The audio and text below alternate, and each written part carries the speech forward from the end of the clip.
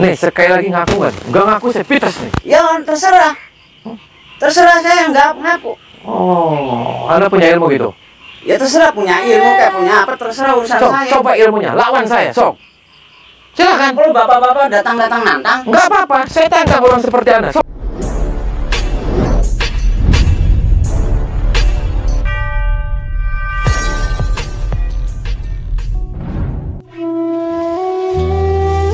Assalamualaikum warahmatullahi wabarakatuh. Ternyata masalahnya seperti itu. Ini ontoh ini, ayah tirinya ini, suaminya ini, yang nggak jelas. Dia, saya yakin dia lagi memperdalam apa, lagi ngamalin ilmu apa. Saya nggak paham. Yang pasti dia kanjingan angge-angge, anak tirinya digini-gini. Lagi dalam keadaan tidak sadar ya, dia dimasukin salah satu jin kafir yang masuk dalam tubuh si Ica.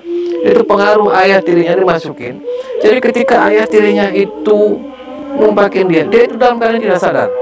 Tiba-tiba dia langsung sakit dan ini apemnya itu berdarah. Aduh, anak maling. Halo sahabat, kedua wanita ini saling menangis dan saling berpelukan.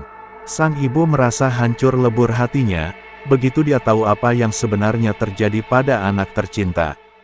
Dia tidak mengira dan juga tidak menduga, jikalau putri semata wayangnya telah menjadi mangsa nafsu liar suaminya, Pak Sarno. Seorang lelaki yang dia nikahi untuk menjadi pelindung keluarga, tetapi kini yang terjadi justru lelaki itu pula yang telah menghancurkan putri yang dikasihinya. Keduanya hanya bisa pasrah dan menangis saja. Keduanya tidak tahu kini harus berbuat apa. Akan tetapi beda halnya dengan Kang Ujang Bustomi. Beliau telah berjanji kepada Ning Ica, bahwasanya semua akan Kang Ujang selesaikan hingga dapat jalan keluarnya. Kang Ujang pun juga berjanji akan memberikan keadilan sesuai apa yang Ning Ica minta. Sang ayah tiri yang bejat itu harus menerima hukumannya. Karena rupanya firasat Kang Ujang sebelum masuk rumah itu memanglah benar adanya. Ada semacam kekuatan tak kasat mata yang berkeliaran sekitar rumah Ning Ica. Dan rupanya itu adalah karena sang ayah tirilah yang sedang mempelajari sejenis ilmu hitam, yang Kang Ujang belum tahu untuk apa tujuannya. Dan kemudian, Kang Ujang pun meminta kepada sang ibu, untuk memanggil suaminya. Dan tak berselang lama, sang ibu pun datang lagi, tapi hanya seorang diri. Ternyata Pak Sarno tidak bersedia menemui Kang Ujang Bustomi. Bahkan Ibu Ica ini malah menjadi sasaran kemarahan sang suami. Dan mendengar hal tersebut, maka Kang Ujang Bustomi sendirilah yang akan mendatangi sang ayah tiri dari Ning Ica ini. Yang katanya, kini dia sedang ada di kandang kambing, di belakang rumah ini. Bapak Sarno ya? Iya. Sehat, Pak? Sehat. Bapak dari mana ini? Saya belum kenal ini. Iya, makanya kan tadi saya kenalan, Pak. Tak kenal maka tak sayang, kan begitu? Santai dulu, jangan ngegas. Saya ngomong di sini. Sakit apa? Nggak sakit, nggak apa itu? Oh, nggak sakit? Ya enggak lah. Kenapa? Taunya nggak sakit? Ya enggak sakit itu, diam aja. Diam aja gimana? Ya orang nggak sakit. Nah, orang ini tadi nanya sakit gimana itu? Ya tadi saya ngelihat ininya keluar darah gitu loh, Pak. Darah apanya darah? Nggak ada. Aduh, keluar darah. Ininya keluar darah. Keluar darah. Apa pegang itu? Apa ini tuh? Saya nggak mau gang dia. Saya lagi mau gang punya saya. Maksudnya ini Nggak bisa tahu darah-darah itu, Bapak. Dia hanya ngomong sama saya. Nih, apemnya keluar darah. Gitu loh. Wah, nggak mungkin. Nih, sekali lagi ngaku kan? Nggak ngaku saya pites nih. Ya terserah. Terserah saya nggak ngaku. Oh, Anda punya ilmu gitu? Ya terserah punya ilmu kayak punya apa terserah urusan Sok, saya. coba ilmunya, lawan saya, sok. Silakan. Kalau bapak-bapak datang-datang nantang. Nggak apa-apa, saya tantang orang seperti Anda. Sok tantang, katanya Anda lagi belajar ilmu. Ngasih jin sama anak. Jin apa? Sok, serang saya. Kalau enggak, saya serang duluan nih. Fuh. Pak Sarno masih saja tidak mau mengakui akan perbuatannya. Sehingga Kang Ujang pun segera saja menyerang Pak Sarno dengan tiba-tiba. Sehingga hal tersebut langsung saja membuat Pak Sarno menjadi emosi dan berusaha melakukan serangan balik. Pak Sarno ini terus saja menutup mulutnya, dan mengatakan jika anak tirinya baik-baik saja. Dia bahkan juga melarang Kang Ujang Bustomi untuk mencampuri urusan keluarganya. Kang Ujang Bustomi masih saja melancarkan serangan secara bertubi-tubi, sehingga pada akhirnya tumbanglah sang ayah tiri yang tak punya hati ini. Kang Ujang Bustomi pun kemudian memintanya untuk bangun dan berdiri, serta berjalan mengikutinya untuk melihat kondisi si anak tiri, dan juga istri. Begitu melihat sang istri yang sedang menangis tiada henti, Pak Sarno pun kemudian meraih tangannya, serta meminta maaf atas perbuatan salahnya yang telah berbuat keji. Dia mengakui, jika sebenarnya dirinya tidak ingin melakukan pemaksaan pada sang anak tiri. Semua terjadi begitu saja tanpa dia bisa mencegah perbuatan yang sebenarnya dia benci. Kemudian Pak Sarno itu pun bercerita, awal mula terjadinya semua. Dia memang telah datang kepada seorang dukun. Yang hal tersebut dikarenakan dirinya sebenarnya ingin membuat keluarga kecilnya bahagia. Karena himpitan keuanganlah, dirinya terpaksa melakukan semuanya.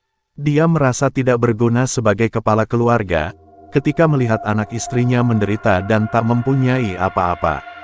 Sehingga jalan menyimpanglah yang dia pilih selanjutnya. Dia meminta kepada dukun itu, agar dirinya bisa menjadi sakti dan juga kaya. Sehingga, pada akhirnya dukun itu memberinya sebuah jimat dan juga sebuah amalan. Yang ternyata, dari situlah semua penderitaan itu mulai melanda.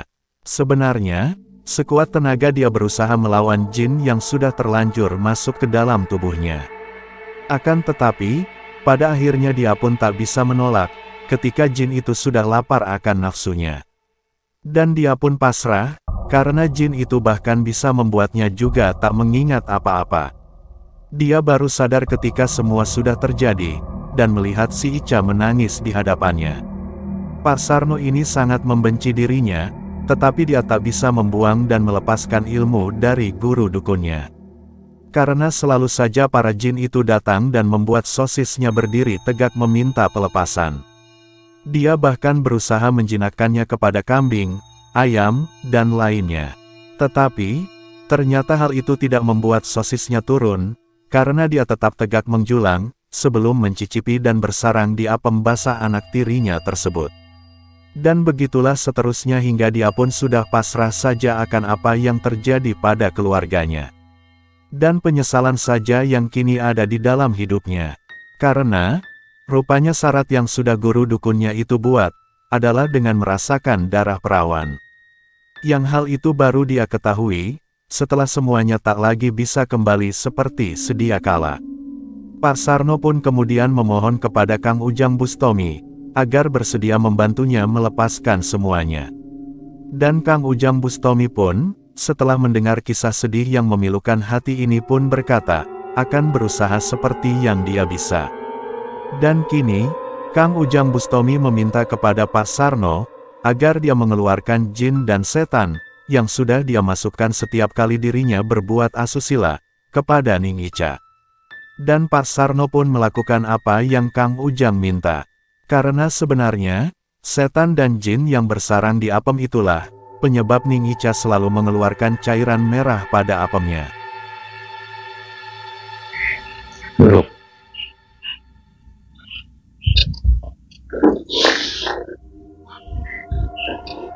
Neng mau memaafkan Bapak. Maafin. Bapak jangan lagi-lagi seperti itu.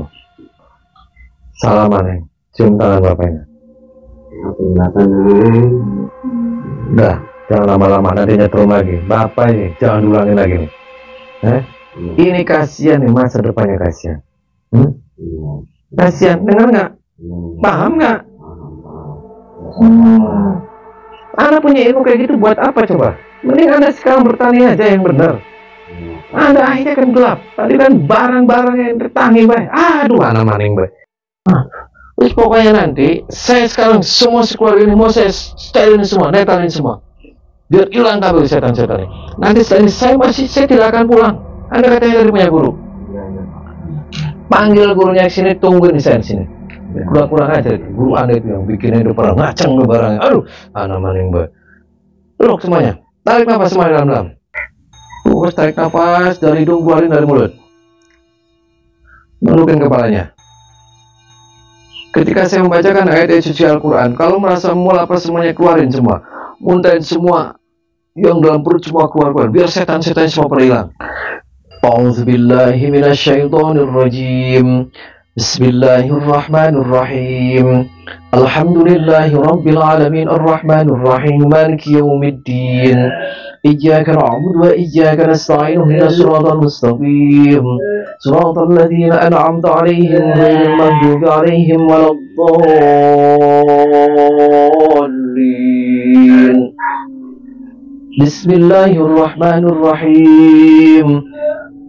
La yukallifullahu nafsan illa wus'aha laha ma kasabat wa 'alaiha ma iktasabat. Rabbana la tu'akhirna in nasina aw akhtana. Rabbana wa la tahmil 'alaina isran kama hamaltahu 'ala alladhina min qablina. Rabbana wa la tuhammilna ma la taqata lana bih. Wa'fu 'anna waghfir lana warhamna anta maulana fansurna 'alal qawmil kafirin. Bismillahirrahmanirrahim. Walillahi mulkus samawati wal ardh. Wallahu ala kulli syai'in qadir. Inna fi khalqis samawati wal ardi wa ikhtilafil laili wan nahari laayatin liulil albab. Alladzina yadhkuruna Allaha qiyaman wa qu'udan wa 'ala junubihim wa yatafakkaruna fi khalqis samawati wal ardh. Rabbana ma khalaqta hadha batila subhanaka faqina 'adzabannar. Rabbana innaka man tudkhilin nar faqad ahsaytah wa ma lidh-dhalimin min ansar. Rabbana innana sami'na munadiyan yunadi lil-iman an aminu bi rabbikum fa amanna. Rabbana faghfir lana dhunubana wa kaffir 'anna sayyi'atina wa tawaffana ma'al abrar. Rabbana wa atina ma wa'adtana 'ala rusulika wa la tukhzina yawmal qiyamah innaka la tukhliful mi'ad. Bismillahirrahmanirrahim. Qul huwallahu ahad, Allahus samad, lam yalid wa lam yulad wa lam yakul lahu kufuwan ahad. Bismillahirrahmanirrahim. Qul a'udzu birabbin nas, malikin nas, ilahin nas, min syarril waswasil khannas, alladzi yuwaswisu fi sudurin nas minal jinnati wan nas.